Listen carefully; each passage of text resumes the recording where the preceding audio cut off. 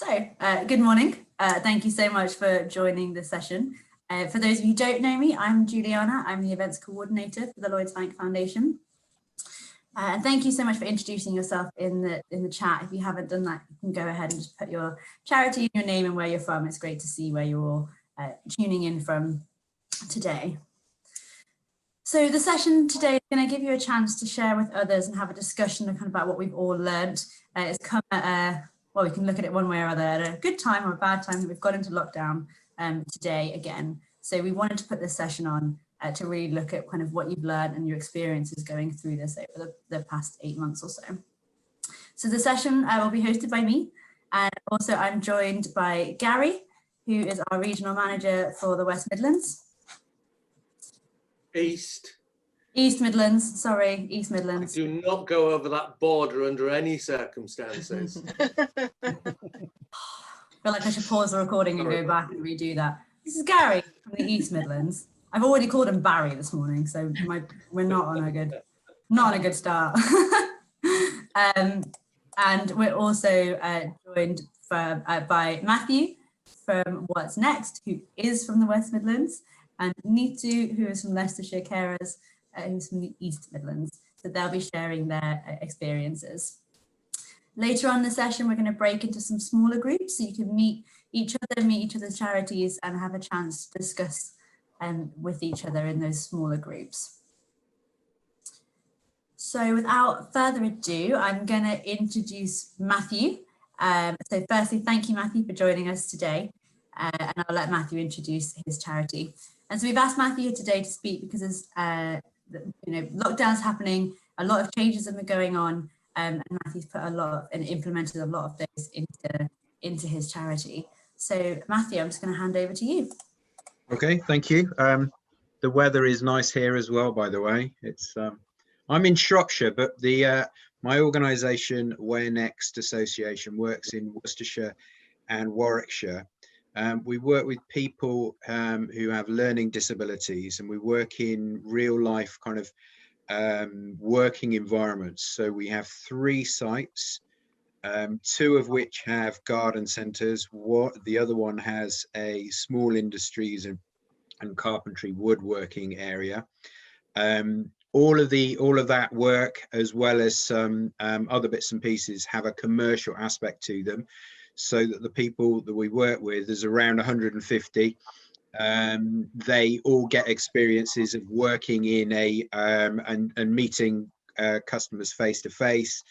So being included in a real life kind of working environment. We've been going for about 36 years. I've been with the organisation for 2.5. Obviously, back at the beginning of the year, lots of things changed. No one really expected anything to happen quite as it has. We obviously in the middle of March, the lockdown was imminent, and we started to decide what we were going to do and how we were going to operate.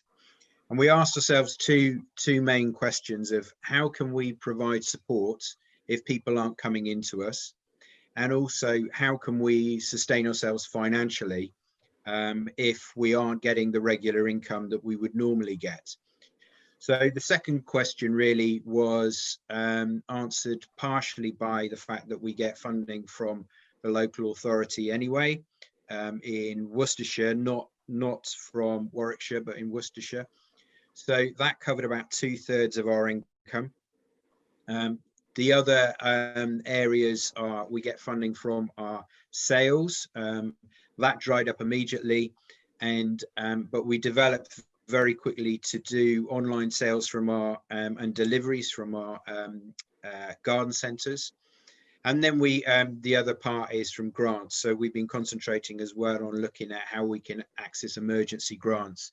So that's not the main area that I'll talk about today. The other area is how can we continue doing and supporting the people that we work with. So from the end of March, nobody was in any of our centres. Everybody was at home. And what we decided was we would look at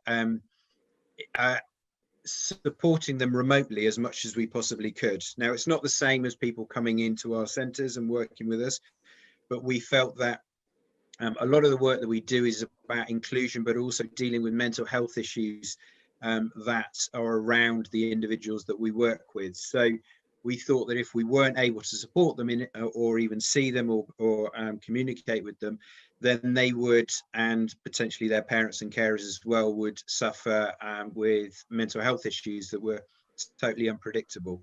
So we designed a communications plan very quickly, saying how are we going to work internally on communications and how are we going to work externally.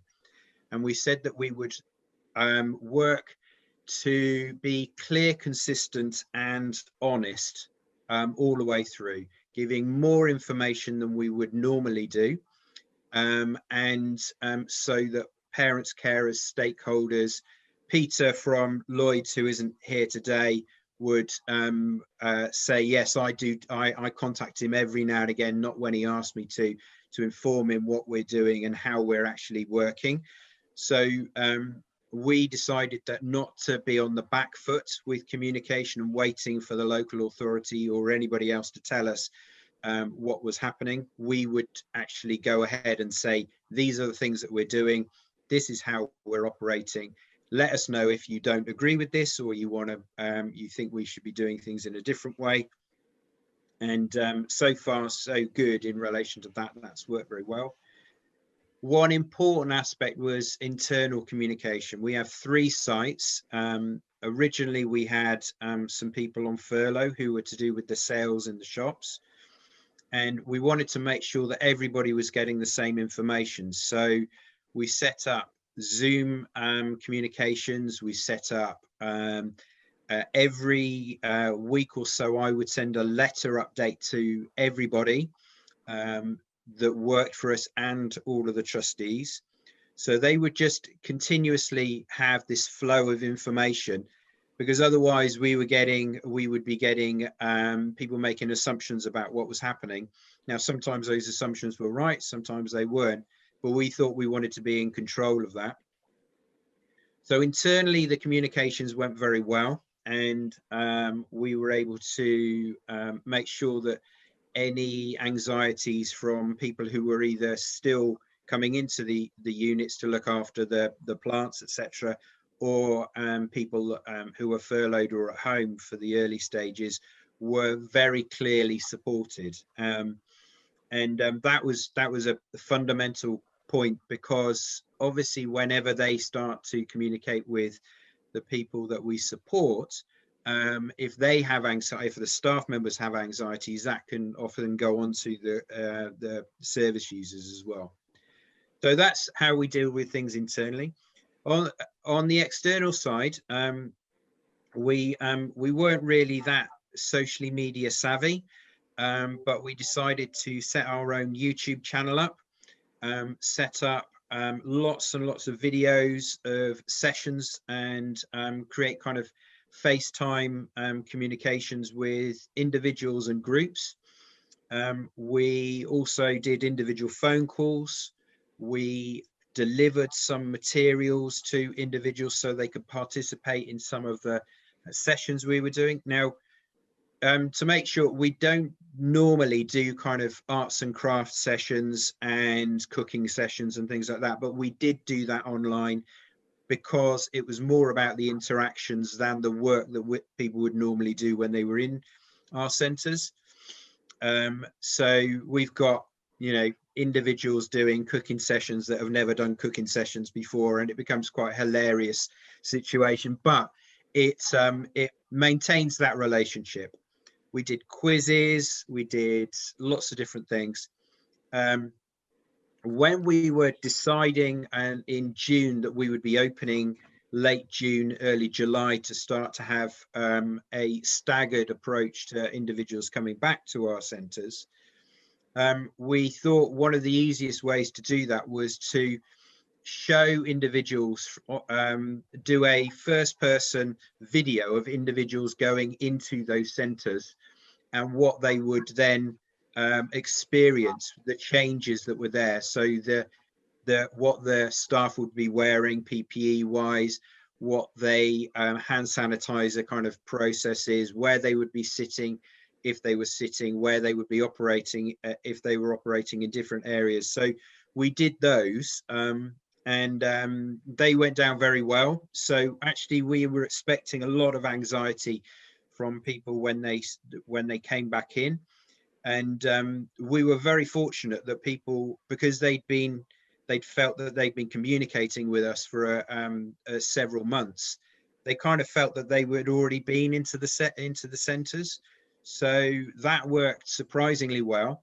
So we've been really, really very lucky, but we've been very proactive in how we've addressed things. So even in the last week with the lockdown, and the fact that we knew that something was going to happen, we as a day service provider can stay open, or that's the apparently we can. But what we did was, until that was clear, we on Monday morning we sent letters out and did communications up on Facebook and our websites, etc., stating that this is what we were likely to be doing, unless you hear otherwise, so that it didn't become an issue for anybody. They automatically could see that we were kind of in control of what we were dealing with. So I've then had subsequently I've had communications with local authority and said this is what we're doing, and they've gone, that's great, that's exactly what we want. We don't know exactly, they were saying we don't know exactly what the rules and regulations are, but we expect what you're saying is correct. So I'm not going to speak anymore, but the underlying trend has been probably doing more communication than I've ever done in my life, and all of the staff members involved a lot more. That even when I'm working at home, I tell people a lot more about what I'm doing than I would normally do when I was in the office, so that everybody is aware of all of those processes, and it's worked surprisingly well. What happens in this next period, I really don't know. We were up to about 90% of our service users back in. We know that that's dipping down. We're expecting that to go down to about 80%. But so far, people are saying they still want to be in, because that supports the individual, but it also supports the carers as well. People are generally, parents and carers have been generally very happy with what we've done. It's not easy. We've got, as everyone else has, we've got issues to do with finance. Where's the funding coming from? Not in the next few months, but going into 2021 and 2022. Is all the money going to disappear because everyone's spending it now? All of those issues we are looking at and trying to address, but it's anybody's guess. So I'll finish now, if that's okay. Huge thank you, Matthew. That was really informative and really helpful. Just a couple minutes. Does anybody have any questions or anything that they wanted to add to that? You'll be going into small groups after our next guest speaker, but if there's anything specifically that you wanted to ask Matthew, I will just read things out from. So yeah, the lovely positive comment that it's interesting to hear the strategy that's been adopted and being proactive and being clear about communication. Thank you very much for sharing. So yeah, I think just one point was that when we first were going into lockdown, nobody really knew from the local authorities what the direction was from central government, and so we felt that we didn't want to be caught in this reactive situation, and so it was very much we put our necks on the line and said, this is where we are and this is what we're going to do. And but we didn't expect it to go quite as well. We expected to have more of a kickback from the local authority saying that we weren't doing things quite right. We actually had the local authority come to us and one other organisation doing similar work and said, can you help us write the guidelines for all other day service providers for learning disabilities in the county, which we did. But it was because they didn't really know how to address those issues, because they're a contracting organisation as such, and we're the subcontractors doing the work. So yeah, we play it by ear a lot of the time, to be honest. Thank you. Just two questions that have come through, and I'll kind of squash them together. One question was, did you communicate with people through email as well as Zoom meetings? And also, did you come up kind of against any internet problems? Some people seem to be in quite a rural place, and services can have quite a few issues with service and internet levels. Yeah, so the first question is what the areas that we did. So we communicated with people. I've written them down here: telephone, emails, letters, Facebook, YouTube, and FaceTime and Zoom. So we tried to cover as the broadest scope of individuals that we possibly could, and that's partly to do with the individuals we support were often in supported living, but some of them then went to live with their parents or other carers for a period of time. So we weren't, at the early stages, we weren't exactly sure where everybody was. So that took us a while to work it out. Now, obviously, for the people that we support with learning disabilities, some of them have good levels of communication and were able to we're already using kind of systems like FaceTime, etc. And some of them were able to start using them. But there was a number of people who we couldn't get through to, and that was either because parents, carers are in their 80s, 90s, don't have the facilities, couldn't crack into being able to use that type of communication. So with them, the importance was the letters going out to them, giving them that information that they could then pass on to their the people that they're supporting. So it was really trying to tackle communication in as holistic and individually focused way that we possibly could. Great, wonderful. I think there's just a quick question as well about the internet and the rural aspect as well. And then there's one final question I'm just going to pop to you. Sorry that we have to move on quite quickly after this. But so there was how did you overcome the kind of internet access? And then so the internet access, we overcame that by those individuals weren't necessarily, they either tried to get some kind of internet access and it was intermittent, or we used other forms of communication. So we would call them and we would have conversations like that. So that was more difficult because they weren't able to then see their friends and be involved in some of the collective groups, but at least it was some form of communication and allowed them to still maintain a link with the staff who they would normally come into contact with. Sorry, what was the other question? The other one? The one after that was someone mentioned that they struggled with understanding their responsibility with the risk involved with service users travelling to and from their studio, and how opening could create a risk. And did you have any issues regarding this? Yeah, early on, we had to, in relation to transportation, that was a big stumbling block to be able to reopen the units, because in the early stages, the local authority was not particularly good at being able to work out what their strategy to do with transport was. So what we did, because we have 150 people that come to us, we staggered people coming back to work in line with what the local authority was doing. So the first phase group were people who had either personal access through parents, carers to transportation, or could walk to one of the sites, and that was but obviously they had to be able to understand the changes within the units as well.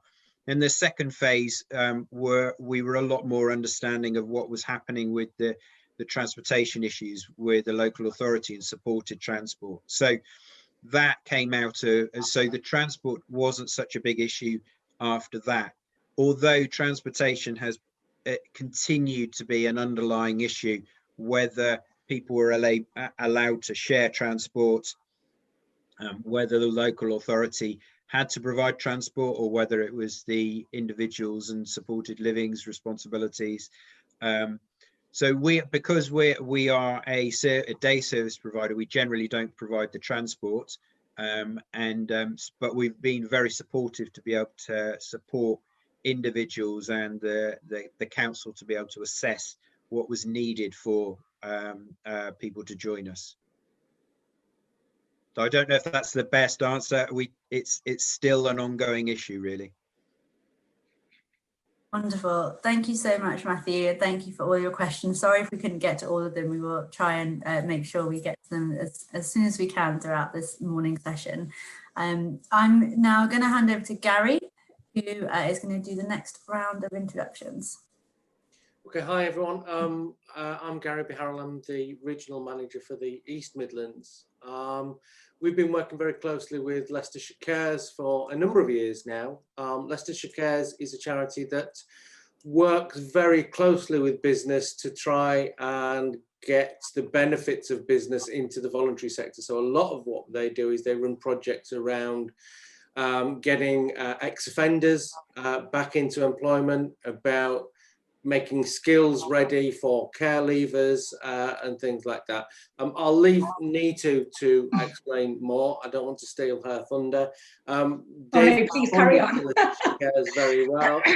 Leicestershire Cares have responded across a whole range of issues with regards to COVID. They've sort of gone over and beyond what their aims and objects say, really. But I'll leave Neetu to explain exactly how they've responded. Yeah, so hi everyone, my name's Neetu Squire and I work for Leicestershire Cares. It's a small charity, but it's charity that's based obviously in Leicester. And we have about 15 of us. So we've got a CEO, a manager, and then we've got us as the frontline delivery. I'm particularly, I am the Homeless Development Officer.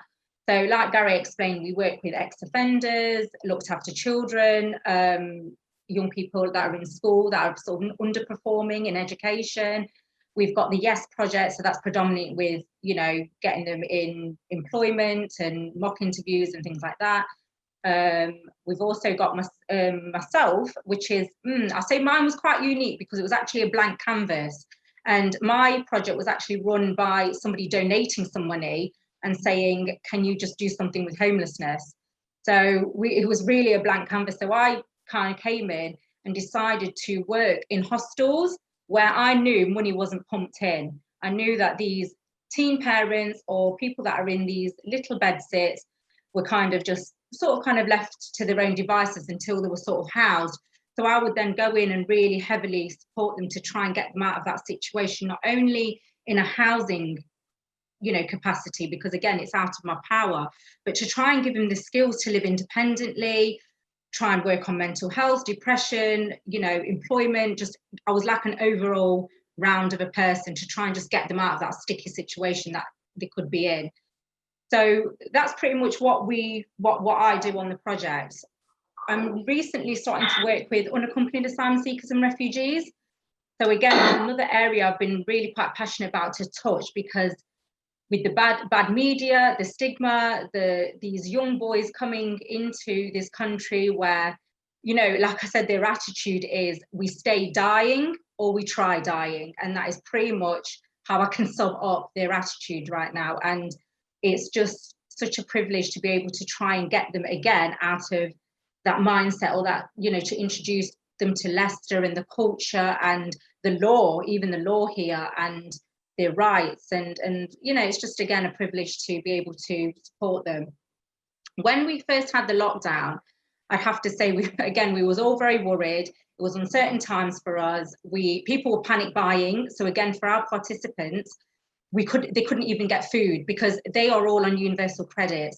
So again, they can't afford to buy bulk stuff. They couldn't afford to buy bulk of baby milk or toilet roll or anything, or any kind of sort of beans and things like that. So again, we had to really step into get food deliveries done. We worked with all the other charities in Leicestershire Care, like Help the Homeless, you know, churches, and we all sort of came together, which was brilliant. And the businesses as well all came together to try and help our participants that were sort of left with anxiety, depression, had no food, had nothing. So I would have to say at Leicestershire Cares, the lockdown happened on the 23rd of March. We all had a meeting and we all just worked. We did not stop. You know, we rang our participants. We were doing one-to-one support. We did door service. So for me in the hostels, I was allowed to go in. Their friends weren't allowed to come in, but obviously as a professional, I was allowed to come in. But again, they weren't allowed to go into each other's rooms. So they were really just stuck in a room 24/7 with a child in a little room. And yes, we've had to deal with suicidal thoughts. I managed to get one before she even did anything. So it's been real tough for us mentally as well as them. And it's been a real roller coaster, but I have to say we've managed to get through, and that is purely based on donations, people really coming together, businesses working with us. We're working with other charities, and yeah, I've had to say we've really we as employees have stepped up and used skills and used our creativity in a way we possibly didn't even know, I would say. So I would say like I said, we pretty much met as a team. We decided, look, how are we going to keep our young people engaged? And a bit like what Matthew said, we decided to use Zoom. They weren't the greatest using Zoom, and that's because they're camera shy, so they didn't really like seeing their face on Zoom. So we let them switch their camera off, but we'll still be able to speak. And even if they didn't want to speak, I said, look, just message or message me on my phone. So I still wanted them interacting, but I tried to make them as comfortable as possible by using Zoom. Again, finance. So we had, luckily from another charity, they gave us money to buy data for them. So we provided all our participants with unlimited data SIM cards. So again, they could come on Zoom. They didn't have to worry about paying for anything. And not only that, they just had time to watch Netflix, use that data in a way that they wanted to use it, keep in touch with other friends, WhatsApp, that kind of thing. So I would say that was very, very crucial to provide them with that data, because then they just didn't financially have to worry about how am I going to keep the communication going. I personally delivered 3 sessions a week, and I did dance fitness. So these were people I hired, again, because we're a charity, they didn't charge me an arm and a leg. So I got dance fitness running once a week. So again, just keeping that momentum going, a bit of Zumba, a bit of dance fitness going, great music, just to, keep them happy a little bit as well. I ran a meditation class, and I ran this at 8:30 at night to get some of our participants sleeping, because they were so worried, they couldn't sleep. There was a lot of anxiety, a lot of depression going. So I actually got somebody on board to really work on that with them. And I wanted to do it late purely because so they could just relax, not think about what's going on, not think about any of the other issues that are going on in their personal life, and then they could just just breathe and hopefully, fingers crossed, sleep, which majority of them did. And I ran quarantine cooks every week. So again, looking at finance, looking at their own universal credits, I decided to buy the ingredients, or we decided to buy the ingredients and get them delivered outside their doors. So everybody had the same ingredients, nobody was left behind. Anybody that wanted to participate, we would say, right, not a problem. I would get the ingredients, bag it up, and as a team would get them delivered, and then they would all come on and and cook with a professional chef as well. Now with quarantine cooks was a little bit different, because I let the young people run it. So every week there was a different young person running the cooking show. So they would decide, and it empowered them, it gave them confidence. It was daunting to do it on Zoom, but you know what, they did such a great job. And obviously I was there to support and coach them along. But it was great to just hand it back to them as well, to say, you know, and I don't make any of the decisions. We don't make no decisions. We consult with our participants. If something isn't working, we would scrap it. You know, if they wanted to, if they said, look, I wouldn't mind trying this, we'd look at, see how many could come on, if we could fund it. And if it didn't work, we wouldn't run it again. So for me, it was empowering them to make the decisions. And especially because they're so isolated. So to just give them something to look forward to every week was so crucial. And yeah, it really worked. And again, I'm still running the sessions as we speak.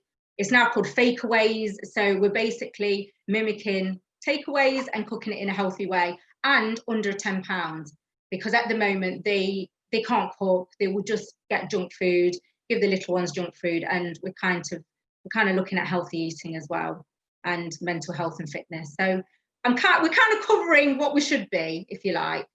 The difficulties, I would say,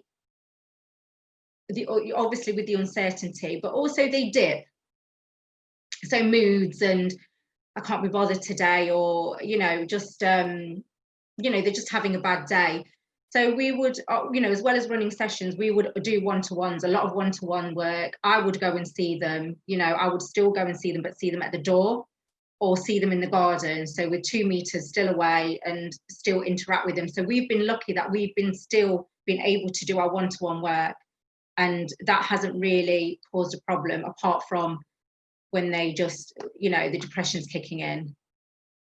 And yeah, we just, like Matthew, we've been working remotely. We've been delivering food parcels. Yeah, you name it, we've tried to do it. And if we can't do it, we would. And I think what's important, we have a meeting every Monday. Every Tuesday, and we talk as a team. So we talk about our projects, we talk about what's working, what isn't working, who's got any ideas. I think we're all really creative in what we do. I have to say, like, our team is just, you know, we bounce off each other. If something isn't working, someone will go, oh, try this or try that, and then I'll go, okay, you know, and we all help each other out. You know, I've had, you know, a member of staff that's done all my Instas and all my tweets for me, and that's just took such a weight off my shoulders. So I'm just then be able to just do my frontline stuff, and she's sort of done all my media for me. And it's just been, you know, we all work together so well. And like I said, like Gary said, the businesses have been brilliant. You know, everyone's just been really supporting Leicestershire Cares, to be honest. I couldn't fault it. And we're lucky, we're very fortunate to still be working, because we could have quite easily not be. Yeah, that's us really.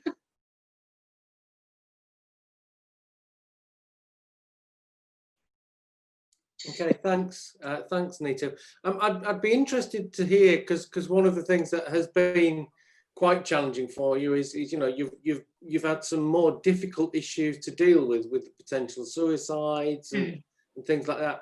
How have you been supported as individuals? I mean, I know you've had the team meetings, but...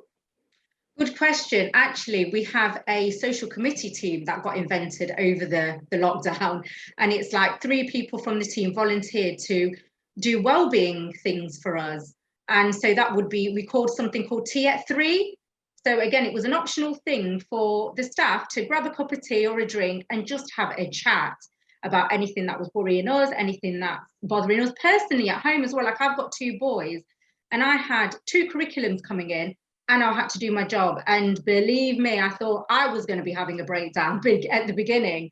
But, you know, again, with the support of the team, with them going, look, Neetu, we'll help you do this bit. And, you know, and I think that's what really took the chunk of the anxiety away from me. And also, like I said, dealing with the suicide, you know, we work with different organisations all the time. We tap into so many different organisations and we work with them. So it could be like social services, you know, CAMS, any like Let's Talk, which is another mental health service, ringing up the GP, going to the appointments with them, you know, just making sure they're in a good place. And I shouldn't have done this, but I was pretty much on call 24/7. And I think that was my downfall.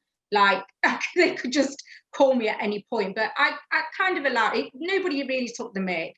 But if they were ever in that dark place, I said, do not hesitate to call me at any time, because you know, I just know it was really, and they don't have families as well, Gary. They don't have, you know, they don't have a mom, a dad, or a brother or a sister. They are on their own. And this is the difficulty that, you know, a lot of them were stuck in these accommodation on their own. And what was worse is that the manager, you know, had to say, you cannot go into each other's rooms, which was even worse, you know. So they were really, really isolated. So like I said, going back to your question, we did tea at 3. The social committee team, we did a cocktail session the other day. So they gave us £20 each to go and buy the ingredients that we needed, and we all came on as staff. And we had one of them hosting how to make espresso martini, bramble, a mojito, and I delivered a New York cheesecake. So we're trying to implement fun stuff for us as well. So the no drinking on the job policy went out of the window for a little while. Kieran kindly let us have the afternoon off so we could get a little bit tipsy, yeah. The other thing, quickly, if we could, I'm very conscious that Leicester has been in lockdown longer than anyone else. Yeah. You know, it was the first to go in lockdown. You've never really been out of it. Most of the rest of us have had a little bit of a break, even if it was only for a matter of weeks, where we could do a bit of shopping and things like that. Has the longer term impact of lockdown had any particular impacts on the staff, on the work? Because you've been in it now for 6 months. I think, you know, to be honest, I think we're used to it. I think we're so used to just delivering how we're delivering. And I think even now we've all said, let's not have the mindset that this is going to be 4 weeks. It could be longer. So we're kind of always going back to the drawing board and reinventing something. And I think we've always, like I said, with our sessions, we've always got it at the back of our mind. Like, so I think with it being longer, I think our participants were getting fed up.